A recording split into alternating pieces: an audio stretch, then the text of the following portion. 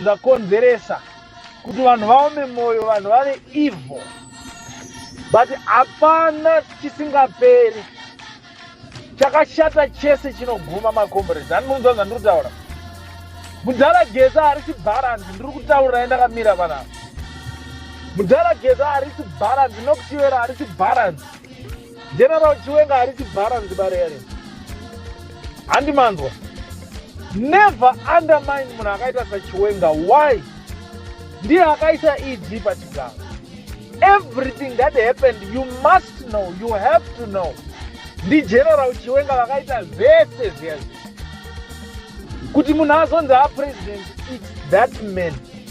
So there is nothing that you can do to a righteous man who is not greedy, who wants the best for a nation. These three things are powerful. Imhepo haimisiki. Geza anga ari kuintelligence kawa kwauzotaura tunyaya tinoti hanzi asi vanhu manyeperenyuka ndarageza ari kurwara. Achirwarepi? Hamusi kumuziya. Makamutaridza yenye achitaura aka ari kupresenta bhati bullshit. Zvese zviri kuitika kuZimbabwe uko ndimudharageza. Puresha dzese dzakaita vanhu. Maoveterani veye kuti tumotikari twese twamakapiwa itwo twose. Inhau yamudharageza angafukunura zvinhu kwete mbichana. Handi muri kuona, saka inenge damage control, trying to contain my war veteran. But I just want to tell you this, hampusi makura. Musabvume kuitiswa zvinhu zvisina nebasa rese. Motikari torai, drive steering. Asi nhau ndegeza revolution yekusunungura Zimbabwe. Mao veteran musatye, zvana mahiya izvi hazvina kwazosvika izvi. Zvana mahiya hazvina kwazosvika izvo. Zvana mutsvangwa izvo. Mafanizi zvaya. Restructuring league yeo veterans. Moisirwa chaivo vanhu vane hanya nemi. Muri yeZimbabwe tinoti manheru wakanaka vatariri. Maswera sei kunzvimbo dzedu? Dzakashatira politics, the witchcraft. Handi muri kunzwa. One of the biggest things that have destroyed Zimbabwean politics is too much witchcraft. Too much practicing of witchcraft. Ndo zvinhu zvavhiringidza, ndo zvinhu zvakonzeresa kuti vanhu vaome moyo, vanhu vave evil. But hapana chisingaperi chakashata chese chinoguma makomboresi. Handinonzwa zvandiri kutaura. Mudharageza harisi bharanzi, ndiri kutaurira ndakamira panapa. Mudharageza harisi bharanzi, Kasukuwere harisi bharanzi, General Chiwenga harisi bharanzi barere. Handimanzwa. Never undermine munhu akaita saChiwenga. Why? Ndiye akaisa EG pachigaro. Everything that happened, you must know, you have to know. Ndi General Chiwenga vakaita zvese zvese kuti munhu azonzi apresident, it's that man. So there is nothing that you can do to a righteous man who is not greedy, who wants the best for a nation. These three things are powerful. Imhepo haimisiki. Geza anga ari kuintelligence kawa kwauzotaura tunyaya tinoti hanzi asi vanhu manyeperenyuka ndarageza ari kurwara. Achirwarepi? Hamusi kumuziya. Makamutaridza yenye achitaura aka ari kupresenta bhati bullshit. Zvese zviri kuitika kuZimbabwe uko ndimudharageza. Puresha dzese dzakaita vanhu. Maoveterani veye kuti tumotikari twese twamakapiwa itwo twose. Inhau yamudharageza angafukunura zvinhu kwete mbichana. Handi muri kuona, saka inenge damage control, trying to contain my war veteran. But I just want to tell you this, hampusi makura. Musabvume kuitiswa zvinhu zvisina nebasa rese. Motikari torai, drive steering. Asi nhau ndegeza revolution yekusunungura Zimbabwe. Mao veteran musatye, zvana mahiya izvi hazvina kwazosvika izvi. Zvana mahiya hazvina kwazosvika izvo. Zvana mutsvangwa izvo. Mafanizi zvaya.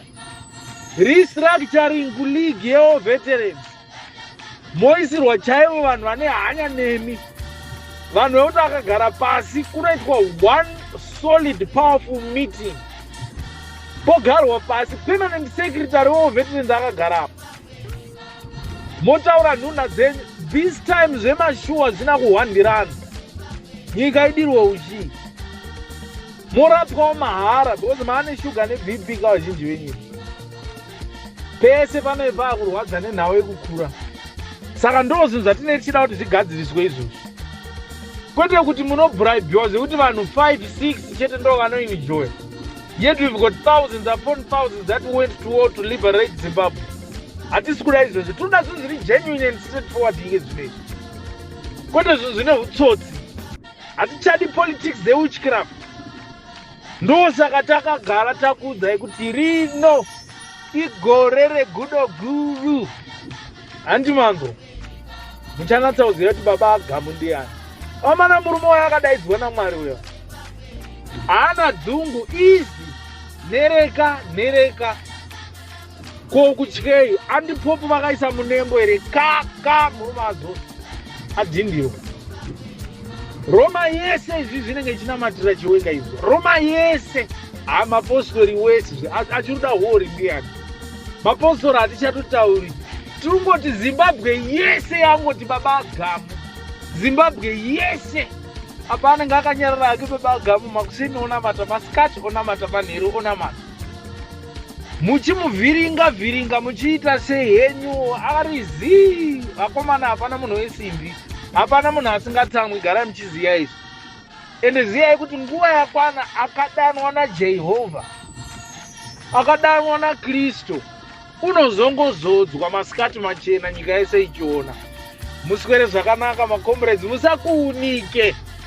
Chimuti ndechababa agamu, chiwenga chete, hapana kana chitsotsi. Chimuti ndechababa agamu, vakomana, baba agamu ari kuitonga nyika inoyi masikati machena, dhayabhorosa akavaraidza. Now, people have been asking me about issue ya Walton Zembi. Now, it's an obvious reason. It's an obvious reason that him going back to Zimbabwe is trying to look for another political lease of life. And other people have always asked me, have been asking me as well, good, all right, what's the association between Xavier Kasukuwere and Walton Zembi? And I want to be honest with you. Everything that Zembi is doing it all by himself. He's doing it all by himself. And Xavier Kasukuwere, knowing him like I do, as a politician, not as a friend, as a politician, he's someone who is very, very principled. He doesn't indicate left, then he turns right. No. He's not that kind of a politician. Why?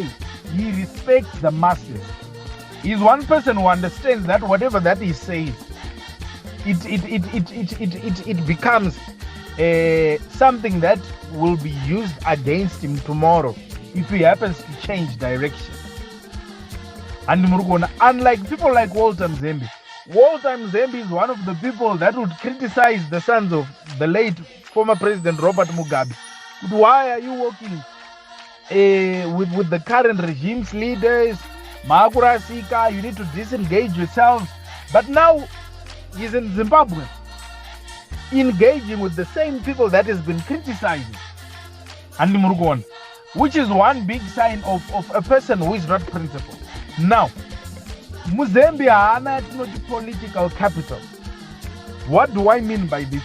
Hana vanhu vanomutera Walter Muzambique. No, one of the few people wakakwanisa ngochanza one malooks nongogona kugeza chete.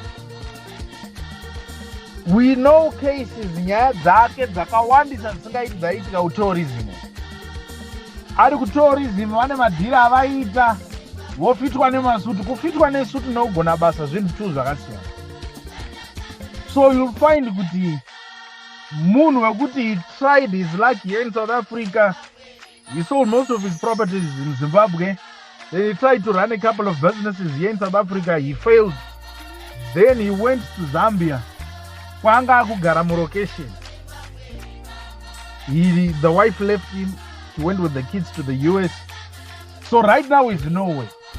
Because dai anga ine dhiri, dai anga ane pekugara, dai anga achine mari, anga dei akangosvika achienda kumba kwake. But he's actually booked at Brond Hotel.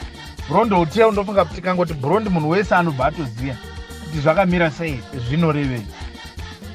Munhu wekuti aitoita politics dzekujegera achiasistwa nana mai mujuru achingomubatsira nana mudhara zvobwo. People would be changed kuti iwo ibva constituency enda iyo to try and pave way for him so that people could vote for him, so that he would not have competition. Because pakaita munhu chaya ne competition anoziya politics muzembe anoti you are left, right and center. So currently the guy is broke, he's got nothing. Ari kutotsvaga pekuzembera, ari kutotsvaga pekurembera. So now vakatomudaidza vakatofunga kuti maybe he knows things which are happening connected to Mdarageza, and the guy knows foko. He knows absolutely nothing. That is why vanhu vazotosvika pakutoziya kuti muzembe akapinda akadai so. Haana basa, haana zvaari kuziya. There is no information which they managed to extract from the man. So you'll just see the guy going to the dustbin. Because the current regime, as long as you've got nothing to offer, they will not take you in. So this guy managed to pretend as if he's got information, he knows what is happening, and all of these things are actually building up with the Vice President Chiwenga Vadzingwe. But he's an open book. That man is clean. That man is not involved in any nonsense whatsoever. So people will be wasting their time trying to find things they can blame on the vice president. You can't find any dirt and try and stick it on the man. He's not that kind of a person. That is why I support him. That is why I like him. Why? Munwe Gutsaru Shinji. That is why he's the people's favorite currently in Zimbabwe right now. Because if he was a corrupt man, there is no way he was going to speak against corruption. The word which is making headlines, Reguti Zigananda, is the one that penned that name. It's because of that man. Why? It's a word that managed to stick on his brain, because those were one of the things that drove the liberation struggle. So that there will be equality.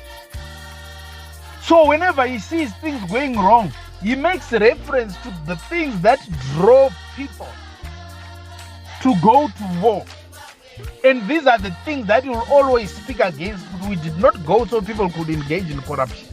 And mind you, we're talking about a man who's managed to rub shoulders with people like Mugabe, Chitepo, General Tongogara, all those great. So there is no way he would engage in the wrong thing. Ndosaka mchonana Mdarageza achitaura kuti zvidi he will never sell out. Mdarageza will never sell out for 30 pieces of silver like what people like Mzembe are doing. Mzembe is broke. He doesn't have a house. He doesn't have a wife. He's got nothing and he's trying to sell out on the revolution. But unfortunately, haana chaanoziya. Why? Because hapana zviri kuitika, hapana chakashata chiri kuitika. Chekuti angatotaura kuti ningizi ari kukuronga chakati ari kukanganisa pakati. Everything that is happening in Zimbabwe, it's people that are airing out their grievances.